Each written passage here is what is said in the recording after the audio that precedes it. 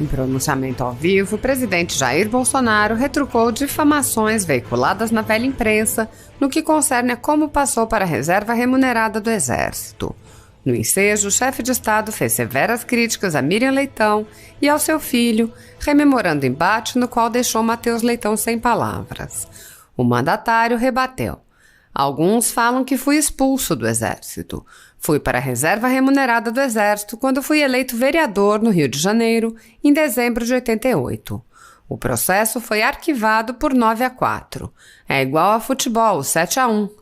A Folha de São Paulo fez uma matéria em cima dos votos que tive contra. Na maior cara de pau, o gordinho da Folha disse que nem sempre o absolvido não é culpado. Esse jumento, esse jegue da imprensa tem a capacidade de fazer isso. Nesta toada, ele salientou. É igual ao filho da Miriam Leitão, com cara de alguém fez pum e não sei quem foi.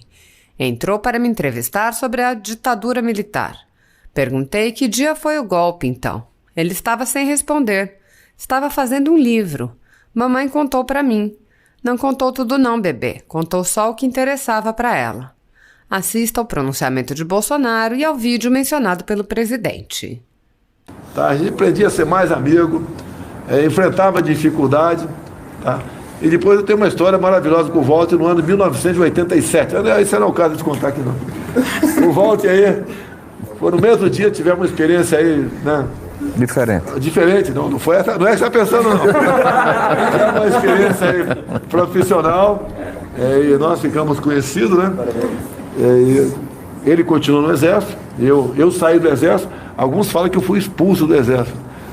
Poxa, eu passei para a reserva remunerada no Exército quando fui diplomado vereador em dezembro de 88 lá no Rio de Janeiro. Eu não fui expulso do Exército. Respondi um processo, sim, foi arquivado por 9-4. Até a Folha de São Paulo fez a matéria comigo, foi me entrevistar, né?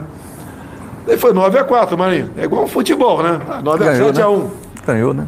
Daí 7-1. Não adianta que aquele 1 não vale 7, não vale 10, vale 1, pô. Então a Folha de São Paulo foi com os votos que eu tive conta, né? E fez uma matéria em cima dos votos que eu tive conta. Os 4 contra, não, os 9 a favor. Daí teve a cara de pau, um gordinho da Folha, nada contra gordinho, sabia o gordinho, né, Maria? Nada contra um gordinho, isso tá no YouTube por aí, tá? Ele falou que nem sempre o absolvido não é culpado. Eu falei, então eu fui condenado por 4-9. Então esses jumentos da imprensa, jumento, não dá para falar outra coisa. Esse jegue da imprensa, tá, tem a capacidade de fazer isso. É igual o filho da Miriam Leitão, com a cara assim de alguém fez pum, não sei quem fui, tá? Entrou para me entrevistar, gostou? Entrou para me entrevistar sobre sobre a ditadura militar. Eu perguntei para ele, que dia foi o golpe então? Ele estava sem responder, mas que dia foi o golpe? Isso eu não vou te responder. Porque ele estava fazendo um livro, né? Mamãe contou para mim. Não contou tudo não, bebê. Contou só o que interessava para ela, tá? E daí eu perguntei, né? Quando é que foi? Daí ele falou, 1º de março. Eu falei, não foi 1º de março. Vale a pena você ver esse vídeo no YouTube. Foi 31 de março. Foi 31 de março. Não foi 31 de março. Foi dia 2 de abril. Tá? O presidente na época, ele foi tornado vago a cadeira dele no dia 2 de abril, com uma votação simbólica no Congresso Nacional. Perdeu. E depois eu perguntei, quando é que o primeiro general da ditadura, já fala tanto de ditadura, né? Não sei com a tara, com ditadura desse pessoal da imprensa, né? Então quando é que assumiu o primeiro presidente da República militar? Também não sabia. Assumiu dia 15 de abril. Cai por terra aquela historinha, né? Ditadura.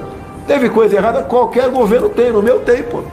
Tá acontecendo algo esquisito por hoje? Pode estar acontecendo, não tem como saber disso aí. Tá? O período militar não foi diferente, mas conta a história, mentindo. E mais, Marinho. Marinho, em 2013 estava onde? Aqui. Estava aqui, então vamos lá. Então você lembra. Por votação simbólica, um projeto que é legislativo, se não me engano, do Randolph, né? Para anular a sessão de 2 de abril de 64 e passou por votação simbólica. Eu discursei a meia dúzia de vezes. Então esse projeto legislativo anulou a sessão de 2 de abril de 64. Chama-se revisionismo histórico. Então eu até disse, né? Olha, Lênin apagava fotos, né? A esquerdalha brasileira apaga fatos. Então não tem, se você procurar na Câmara, no Congresso, o Diário do Congresso, 2 de abril de 64, tem o nome do pessoal todo lá. Quem votou, né? Quem discursou. A questão da tornando vago a cadeira lá do João Goulart. Tá certo? Tá? Não tem mais, pô. Foi anulado isso aí. Essa coisa, não tem como você ser favorável a apagar um fato histórico. Não tem mais nos anais, né? Na biblioteca da Câmara, o Diário do Congresso, 2 de abril de 64. Mas tudo bem. Vamos do político, o exemplo que o PT fez aqui. É este pessoal que lutava por democracia? É esse pessoal que lutou por democracia? Deputado, as Forças Armadas tomam o poder em 1964. Não tomou, não. Se eles tivessem devolvido... Eu te pergunto. Se eles tivessem devolvido ao país as eleições em 65, todos nós, brasileiros, sabíamos quem ganharia aquela eleição. Juscelino Kubitschek. Eu te pergunto. Eu quero saber o seguinte, o Juscelino Kubitschek era uma ameaça comunista para o país? Claro que não. Eu te pergunto, quando é que os militares subiram o poder no Brasil? Por que eles não... Que dia foi que os militares subiram o poder no Brasil? 64. Não, que dia foi? O senhor sabe. Não, você se responde. Dia 1º de março. 1º de março. O João Goulart foi caçado aqui em 2 de abril. Sim, mas eu quero saber o seguinte. Foi o 1º de março, mesmo? Sim. Não foi 31 de março, não? 31 de março, desculpa. Ah, tá, tudo bem. Não foi 31 de março também. 31 de março o presidente era o João Goulart. 1º de abril o João Goulart. O Congresso só tornou vago aqui, declarou vaga, a vacância, no dia 2 de abril, por aclamação.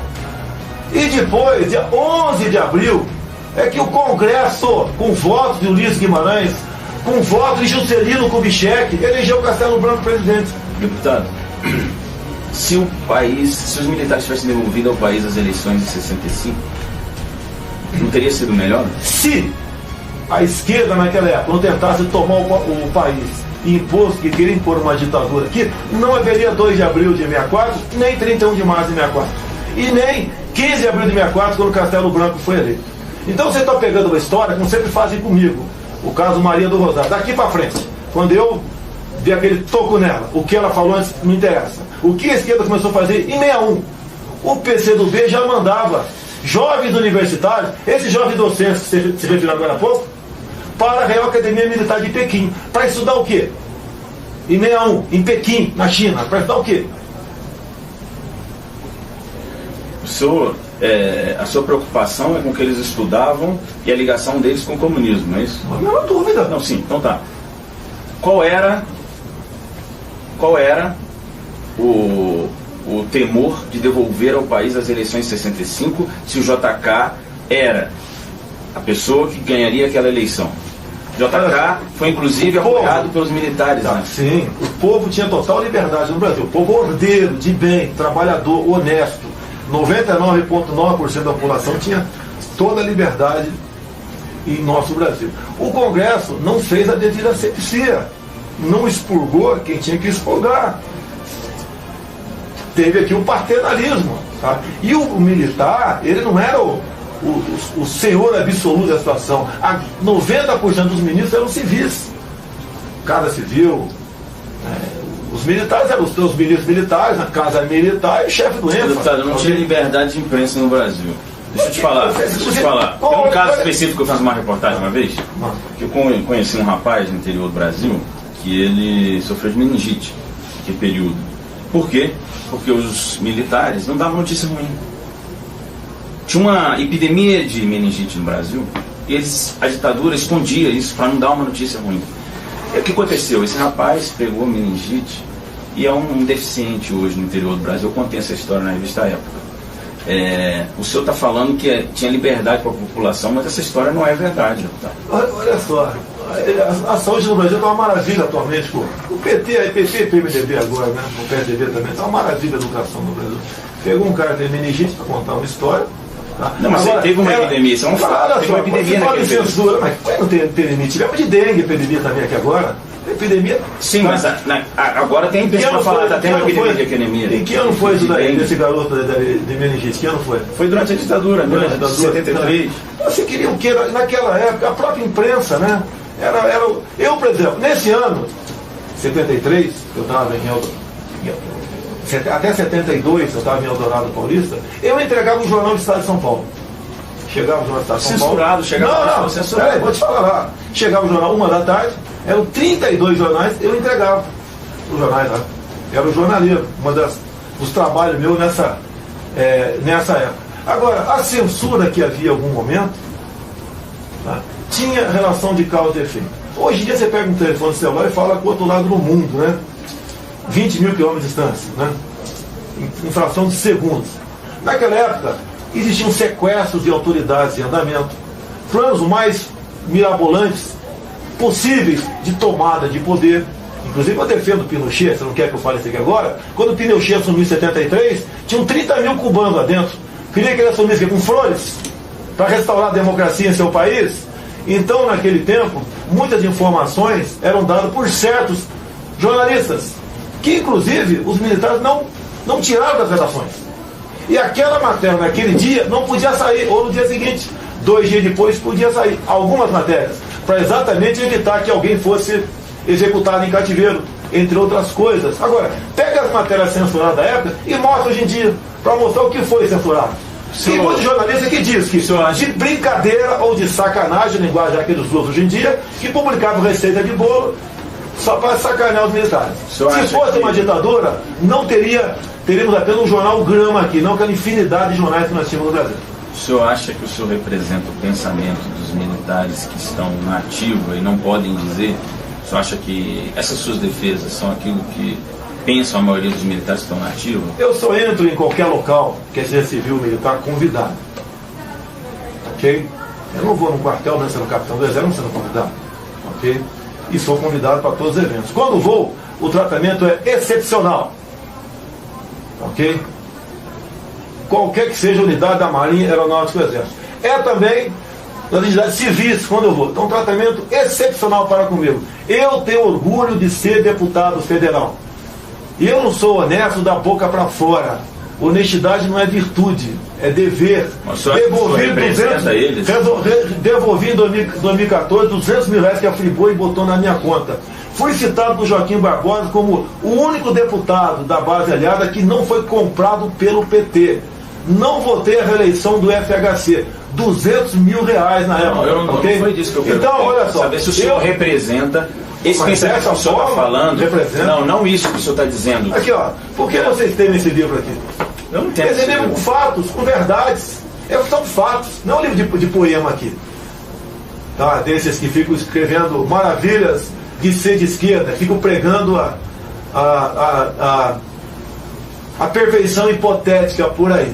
É verdade. Então o senhor acha que o senhor representa o que os militares pensam, estão nativos e não pode dizer? Nunca perguntei para eles isso. A maneira como me tratam, o senhor está lá com me tratam, eu sinto que existe afinidade na maioria das coisas que eu falo. Sim. Entendi. Então o senhor acha que muitos militares devem concordar com o senhor? Civis, muito mais civis. Mas militares? Também, militares e civis. O senhor acha que pode acontecer de novo no Brasil? O que aconteceu, o deputado das Forças Armadas assumirem o poder, tomarem o poder, que o senhor não gosta de dizer? Não, ninguém tomou o poder. De eleição, pô. O Ulisses Guimarães votou em Castelo Branco. Como é que tomou o poder? Como é que tomou o poder? E depois, eu te perguntaria, agora deixa eu te perguntar também. Você acha que a eleição do Tancredo Neves foi justa? Não, eu quero saber. Nós estamos te perguntando, mas responda. Eu quero saber se o senhor pode me responder. E responda também. Mas eu sou o senhor eu sou jornalista. O líder, Tancredo Neves foi uma eleição justa? Me responda. Eu preferia. Foi justo? Não te responda, mas peraí. Deputado, não, eu não estou sendo entrevistado por um roubo. Eu não estou sendo entrevistado por um roubo. O senhor não está sendo entrevistado por um roubo. O robô que eu fui entrevistado. Eu quero entender do senhor. O robô que eu fui entrevistado foi no programa CQC do caso do Preta Gil. Isso. Deputado. Lá foi um robô. Eu te pergunto. Isso pode voltar a acontecer no Brasil? Eu te pergunto, Ulisses. Responda, por favor. Eu sou jornalista, por que o senhor quer saber minha opinião? Você achou justo? Você tem que ter opinião, você não é um. Mas por que o senhor quer saber minha opinião? Você não é um vegetal. O senhor é autoridade. Eu vou te responder para você. Eu não. Foi justa a eleição está Tancredo Neves. Você achou que não, então? A gente acabou de dizer que não. Não, você acabou de dizer que não. Que eu não sou autoridade. O senhor é autoridade. Tancredo Neves. Eu não sou autoridade, foi isso que eu quis dizer. Tancredo Neves foi eleito da mesma maneira que Castelo Branco, Costa e Silva, Médici, Gás e Figueiredo, indiretamente pelo Congresso Nacional. Vivíamos numa normalidade à luz da O Constituição. Congresso sob armas, deputado. Mas quem sobre armas? Sob armas, deputado. Os militares tomaram o poder e eles comandavam o país Você quer sob dizer que armas. o Congresso foi fechado pelos militares com armas, é isso? Um deputado, Tira as fotos, o deputado tira as Rubens Paiva foi preso e morto. Você está dizendo que eu falei de uma possibilidade de ser a esquerda, aqueles três. O senhor não pode reescrever isso. É uma possibilidade. É uma possibilidade. Por que não? O senhor não pode reescrever isso. Eu quero saber Você se... quer falar sobre Herzog também? Eu quero saber se o senhor acha que pode voltar a acontecer, deputado. O senhor ainda Pode respondeu voltar. minha pergunta. O povo, olha só. Antes de 31 de março, 2 de abril de 64, o povo estava nas ruas. Estavam as mulheres em marcha com Deus pela família. Estava toda a mídia, os teus colegas estavam lá, exceto o Jornal Última Hora. Toda a mídia queria que os militares assumissem. Estava a OAB, estava a Igreja Católica, os empresários, os agricultores, todos queriam sair do João Goulart, porque sabiam que o Brasil estava com a cabeça na guilhotina, estava pronto para ser comunizado. Brizola pregava abertamente, antes de 64, queremos uma nova Assembleia Nacional Constituinte, integrada por camponeses, operários e estrangeiros, sempre usando o povo para, ao chegar ao poder, dar a banana para o povo, como todas as ditaduras deram no mundo todo. Nós, militares, e eu sou capitão do Exército Brasileiro, tenho muito orgulho do período 64 a 85, muito orgulho, que pese alguns problemas terem ocorrido, algumas injustiças terem ocorrido, que acontecem em qualquer lugar, até dentro da nossa casa, quem dirá dentro do governo. O senhor não me respondeu. Por quê? Você pode acontecer novamente? Depende do povo.